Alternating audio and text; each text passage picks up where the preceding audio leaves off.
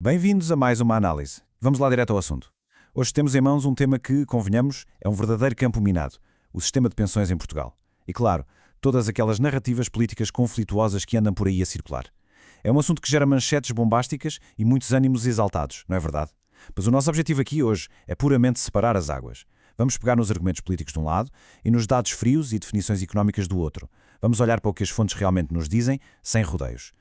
O nosso roteiro de hoje é super simples. Primeiro, o debate das pensões. Depois vamos desconstruir a narrativa dos 40%. A seguir olhamos para os dados do Aging Report. Passamos pela taxa de substituição e, por fim, o futuro do sistema. Vamos a isto? Ponto número 1. O debate das pensões. Para arrancar, temos de perceber o porquê de toda esta agitação agora. Quer dizer, a sustentabilidade da segurança social não é propriamente um tema novo, pois não? Mas ganhou uma urgência tremenda por causa de um debate específico. Estamos a falar de uma videoconferência organizada pela Associação Praxis, agendada para 18 de maio, às 9 da noite. É este evento que está a servir como grande âncora para a discussão atual em Portugal.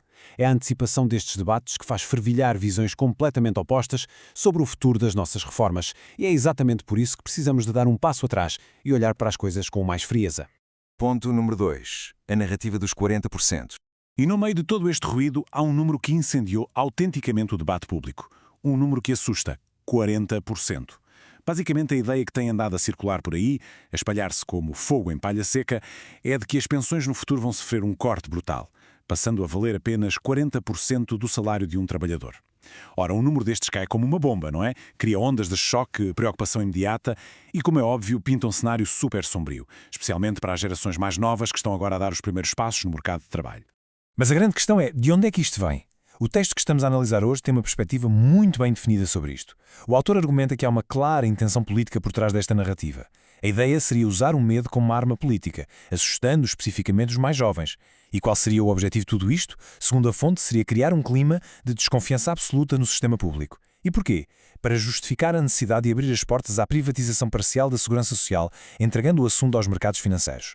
Atenção, é crucial sublinhar que esta é a leitura rigorosa que o autor faz das motivações políticas em jogo, ok? Avançamos para o ponto 3.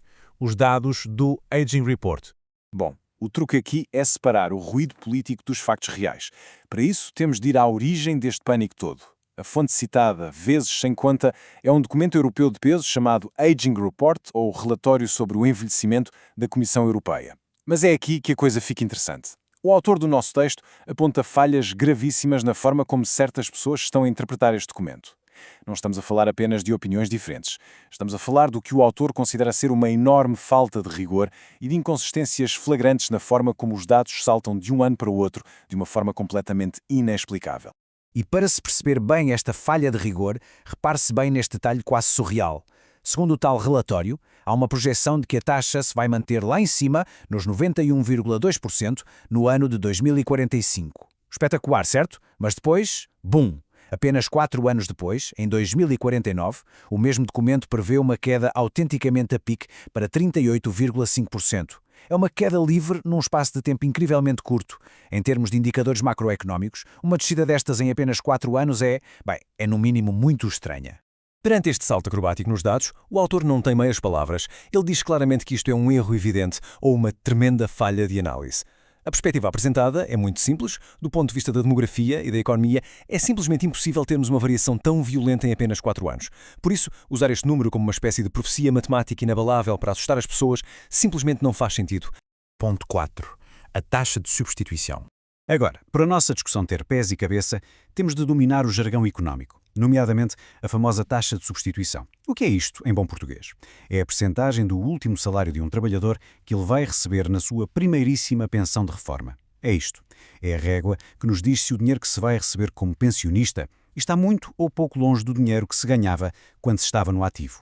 Ora, não é preciso ser economista para perceber que quanto mais próximo este valor estiver dos 100%, melhor. Certo? Significa que a entrada na reforma não vai ser um choque brutal no nível de vida da pessoa. Uma taxa alta traduz-se numa transição suave e confortável. Basicamente, é o indicador que mede se o sistema protege ou não a pessoa da perda de rendimento quando deixa de trabalhar. E é precisamente aqui que os factos dão um valente abanão na tal narrativa de pânico. O texto que estamos a ver vai buscar dados da OCDE e da própria União Europeia. E adivinhem, eles dizem o oposto do pessimismo que anda no ar. Na verdade, os relatórios internacionais mostram que o sistema português é hoje em dia um dos mais generosos da Europa. Exatamente, Portugal mantém das taxas de substituição mais elevadas de todo o espaço europeu. Ou seja, neste momento, a rede de segurança de um trabalhador português, na hora da reforma, é bem mais robusta do que em muitos outros países do nosso continente. E chegamos ao último ponto, o futuro do sistema. Tendo em conta tudo o que acabamos de ver, como é que se devia estar a falar sobre a sustentabilidade da segurança social? O autor sugere um plano de ação muito claro. Passo 1. Seriedade e foco exclusivo em dados reais, e não em projeções com falhas. Passo 2. Rejeitar de imediato as chamadas interpretações seletivas.